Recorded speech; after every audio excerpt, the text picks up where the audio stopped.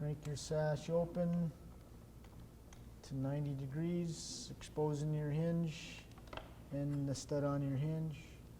Using your adjustable wrench from your installation package, put your adjustable wrench on the stud underneath the arm of the hinge.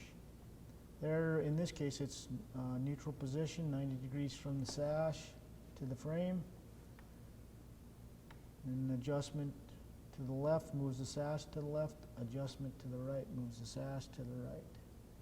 Again, neutral positioning for customers would be when they put their wrench on there and it slides on in that position, it would be neutral. Today, I slide my wrench over and it slides on the stud, now I have to move it back to neutral. Remove the adjustable wrench. After your adjustments, close your sash and look for operation in reveals.